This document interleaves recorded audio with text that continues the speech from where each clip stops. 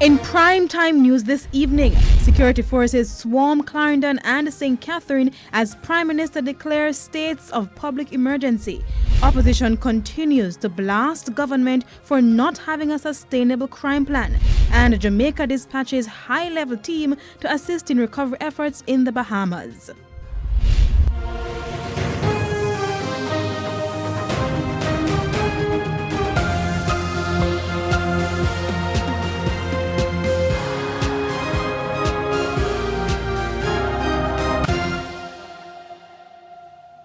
Good evening and welcome to Primetime News on air and online at onespotmedia.com. I'm Archibald Gordon. And I'm Janella Precious. Also this evening, the top business stories of the day. Herman Green has our preview. Herman? Thanks, Janella.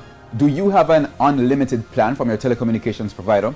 Well, the Fair Trading Commission is investigating some of these plans as consumers may have been misled into these agreements. I'll tell you more about that and other stories later in the business day. That's fascinating. I want to find out what that says. From Herman, we go to Spencer Darlington. What's happening in sports? Thank you, Archie. Well, the Reggae Boys are ready and raring to go for their CONCACAF Nations League assignment in Montego Bay tomorrow. We'll give you the full preview in Primetime Sports later. There's also sports commentary, E-Prime, and weather in this newscast. But before the break, the feedback question. This evening, we're asking, what do you think about the declaration of a state of emergency in St. Catherine and Clarendon? You can share comments online, facebook.com/Television Jamaica, and tweet us at Television Jam. Stay with us, the news in detail, right after this break.